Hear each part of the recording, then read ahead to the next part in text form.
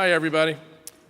Yes, I'm Rippetoe. I'm the president and CEO at the Convention Center, and sustainability and all the practices that we incorporate are very important to us. And our whole purpose in existing is that we are a premier gathering place for conventions, trade shows, corporate events all over the area here. But we draw shows from all over the country, and most of them, if not all of them, have some component of sustainability that they have is important to them. But on top of that, it's very important to us and something we take very seriously. And we are currently booking shows to the summer of 2035. And so as we plan for what we do, we need to be planning for the future and being smart about how we handle everything from waste streams to our sustainable practices. It's an important element for us. One of the things that we have done is that we've invested in training for many of our staff, like all of you and all the others that have been part of this organization. We belong to an association, well, several, but two of the ones that are important to us is IFMA, which many of you are familiar with, and then also an organization called the International Association of Venue Managers. And we were instrumental in having input in how to write sustainable practices for all the convention centers in North America. We have within that organization convention center members in 20 different countries, but we can only control what we can control. So we began with standards in San Diego and Portland, Oregon, were the two buildings back about 12 years ago that were used for the standards to elevate what we needed to be doing in the convention industry.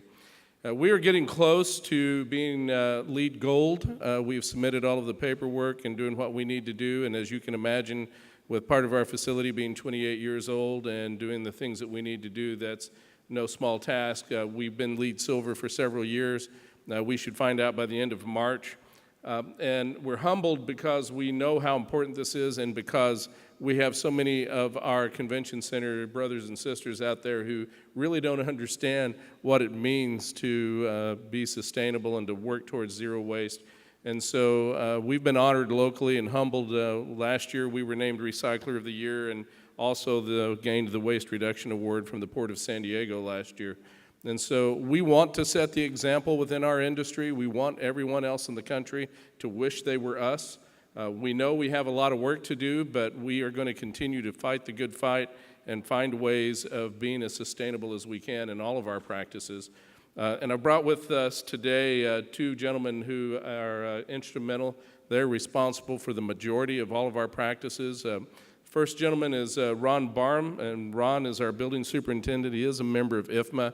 He's building operations certified. He's a certified thermographer and a manager professional from IFMA. And so he's going to be followed by Donald Botger, and Donald is our director of facility services. Also very active in IFMA and a certified arborist and a grounds manager on top of all that. And so they're going to describe for you a lot more of the specifics, and then we'll be available for questions later. So with that, Ron, I'll turn it over to you.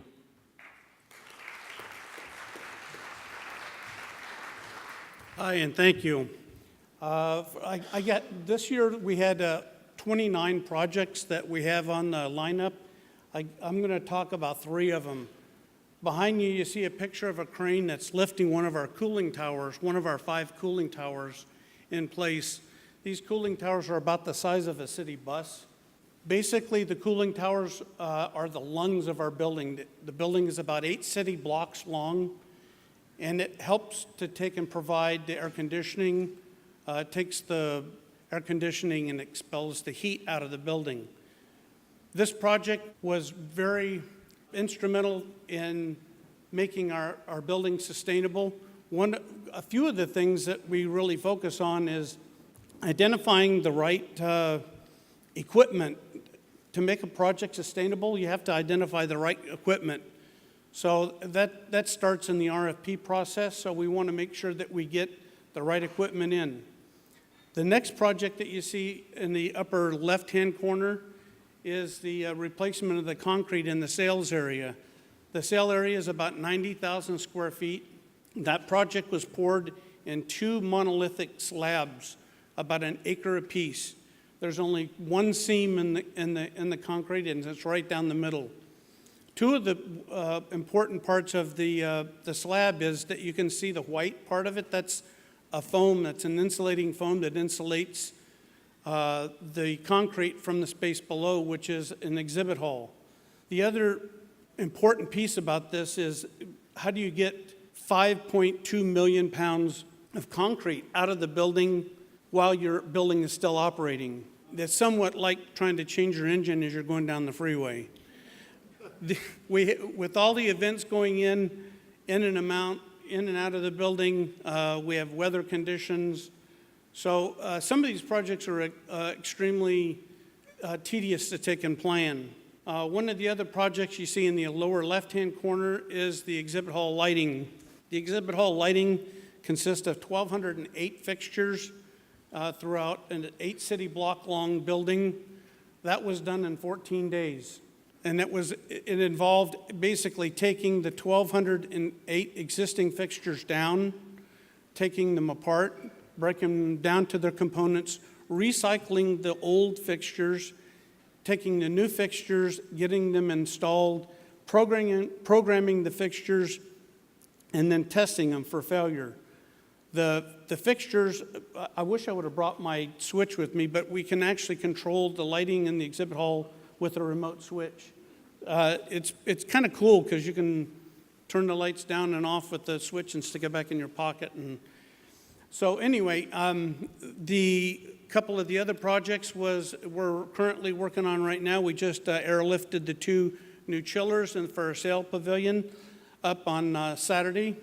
We just keep going. It's just one thing right after the next, which is the good news and the bad news. So with that, I'd like to introduce Donald Bodker.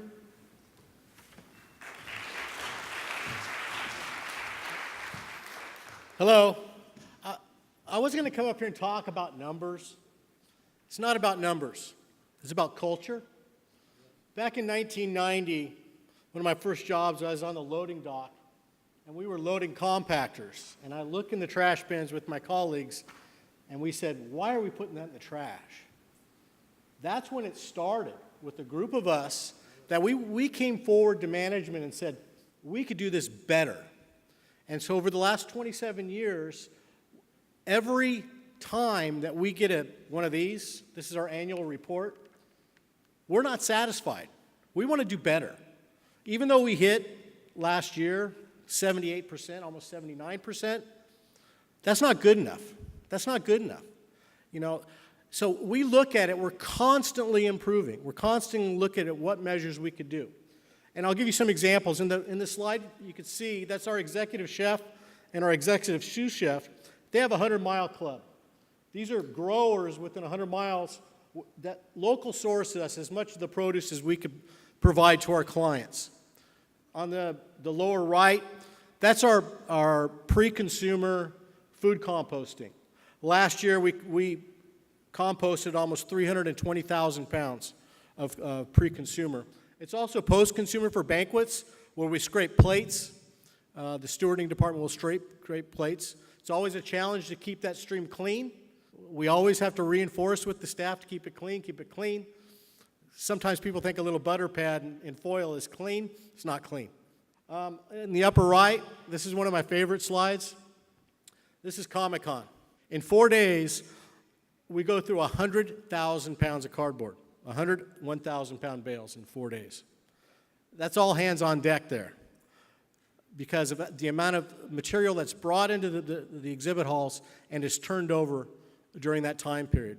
So if you baled 25 1,000-pound bales in a day, you're really moving, and those guys are really moving. We look at sustainability. We don't just look at zero waste. We look at sustainability. And as Ron was talking about, it's all encompassing. It's our energy efficiency. It's looking how attendees get to our site is in the most efficient manner. Can we ask them to try to take the trolley if possible? Do buses idle out front? We have a no idling policy, okay? Where diesel buses or natural gas buses, they're not allowed to idle in the front of the building. So it's all encompassing. It's comprehensive. How we look at all of our programs. Some of the things that we're really pleased with is our pre-consumer food. We were able to divert last year 182,000 pounds of food to the San Diego Rescue Mission. and every pound of that food fed someone. So we look at that every day in every potential way, how we could get better. And it's a culture. It's a culture that's been developed there over numerous years, but it's a culture that grows. Every day we look for new opportunities. We look for new methods. We deal with our contractors over what materials they bring in.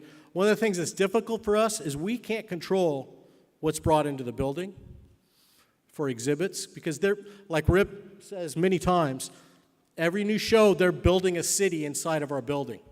And those materials that they bring in, we try to ensure that they're using sustainable, that they take it out.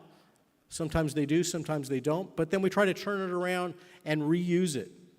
We've developed relationships with Habitat for Humanity, Zamorano School. You'd be amazed at, for example, if you guys go to a convention, you get a bag, and you get a pencil, and you get a notepad. Well, many of the associations, they always order extras. So all the schools in our local community, if you see someone carrying an American Dental Association bag, a little kid, or American Psychiatric Association, it came from us. Okay.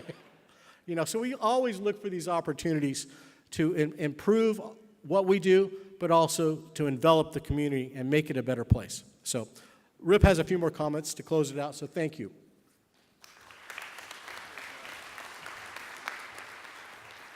So from a very practical point of view, one of the things that everyone struggles with and everyone has to work on is how do you be socially responsible and fiscally responsible at the same time. And often you have to be able to convince directors of your board or senior staff of why this is a good idea and what it's about and what money you can save. And so we work really hard all the time to try and show a practical point of view as well so that we can justify, especially in our case with taxpayers, so that we make sure that we are doing not only the socially correct thing and living out our core values, but also being able to show that there's a return. And for instance, replacing those 1,208 fixtures with those LED fixtures, we have that down to where we know that it's a 1.7-year payback, and then after that, that becomes savings on our utilities.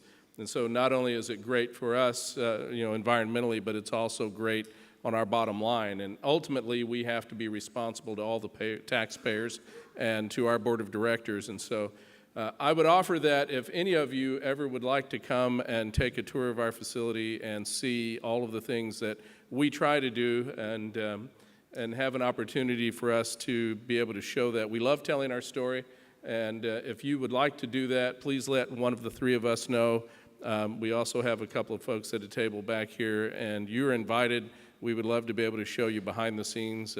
You could even throw some cardboard in the baler if you want to. So anyway, thank you for your time. We appreciate it.